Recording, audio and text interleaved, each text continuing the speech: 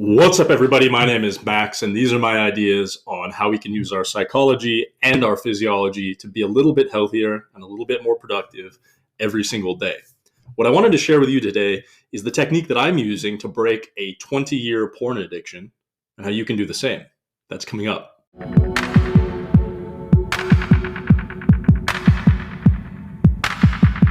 So I think that we're facing kind of like a low grade and super common health crisis, mental health crisis, especially in young men below 25, maybe below like 28.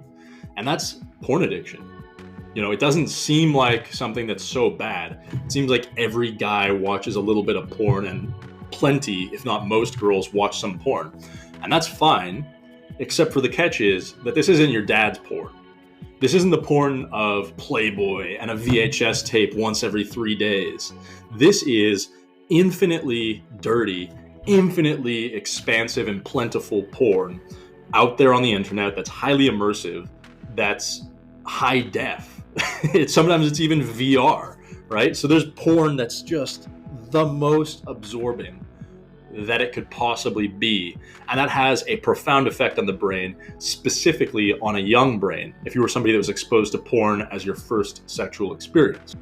There's a guy, Gary Wilson, and he has a TED Talk called The Great Porn Experiment, and a book and a website called Your Brain on Porn. The widespread use of internet porn is one of the fastest moving, most global experiments ever unconsciously conducted. Nearly every young guy with an internet access becomes an eager test subject. Canadian researcher Simon Lajeunesse found that most boys seek pornography by age 10, driven by a brain that is suddenly fascinated by sex. Now, users perceive internet porn as far more compelling than porn of the past. Why is that? Unending novelty. And this guy's material is phenomenal, but what he found was, through some research, that essentially porn is leading to a generation of guys that are more aggressive and less empathetic towards women, that have a lot of ED and sexual problems, and that have a harder time building relationships and good habits and feeling joy in life because their brain has been so overstimulated and wired to be bored by anything except for intense scenes. In my own life, I've definitely noticed a pretty perfect correlation between when I'm watching more porn and when I feel low self-esteem, self-conscious, like crap, and when I have a hard time building habits. Essentially, the way that I like to think about it, and I know that's not super nuanced though, is that when you're watching porn, you're tricking your brain into thinking that you've had sex with 100 women, or however many women you saw that day. And then your brain goes, congratulations, man, you made it. You had sex with 100 women. You've won the genetic game. Like, good job. Relax. You deserve it. The reality is, you don't deserve it. You've done nothing to better yourself. You've done nothing to move yourself closer to having the woman of your dreams. You've done the opposite. I've noticed almost all of the same side effects of porn addiction.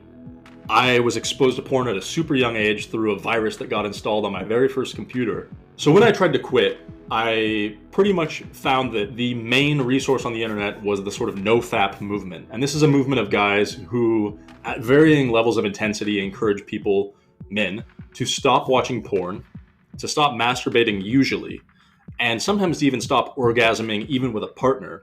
And they do it with a reboot, which is a 90-day, roughly, window of abstinence on one or all of those categories to reset the brain and to reprogram yourself. I think that this is noble and admirable, and it should work, right? If you take a guy who's porn addicted and then you just literally, no porn, no masturbation, no orgasms for 90 days, that's gonna break the habit, and that's cool.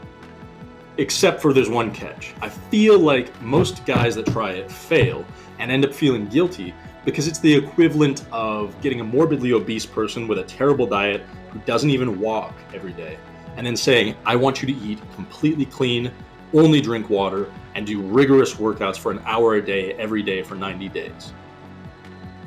Would that work? Absolutely. Of course that would work. That would make them lose tons of weight and get much, much, much healthier. Are they gonna actually apply it? Almost certainly not. It's just way too big a leap from where they are to where they want to go. So my version of this, my way to break porn addiction, is just to realize that the reward, the orgasm, and the act of watching porn being connected, that is the only issue. So I have been using literally one bright red line in my life, which is this: I orgasm never looking at pixels. That's it. I can masturbate if I want, can have sex with my girlfriend if I want, but I can never masturbate while even looking at a pixel. That means stories, that means pictures, that means Instagram thoughts, TikTok thoughts, that means actual porn. None of it. No pixels will stimulate me sexually. So what I do is two things to make that kind of clear line a little more nuanced and effective. Number one is I consciously will watch porn.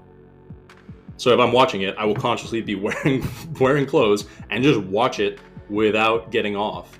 And you'll find it's actually pretty boring and pretty gross when you're not lost in the moment. And number two is I consciously have sex and masturbate. Like, I watch my physiology. I know when I'm just full of energy and I need to get some out, and I do. That's it. It's not super complicated, but by divorcing pleasure and pixels, gradually your pleasure will get reassociated with the things that it should be, which is real life, and then the pixels will lose their value. I think that this approach is more effective because it's more realistic. It's more progressive. It's more meeting you where you are, or might be, and gradually breaking down a habit. I do not think that a abstinence approach, a cold turkey approach, works very well for most guys. So here's my challenge to you. If you're a guy or a girl who watches porn and you don't think it's damaging, and you think, it's fine, or you don't think that you have a problem with it, maybe you don't, but just at least go check out Gary Wilson's resources. I'll link them down below, and you can make up your mind for yourself if you want to try this. But if you do want to try it, practice separating porn and pixels for even just 30 days. And with that one rule that pixels never produce pleasure and orgasm, see what it does for you. I've noticed that my attachment to porn has dwindled more with this approach than anything else, and I hope that this video helps you do the same. Talk to you soon. Bye.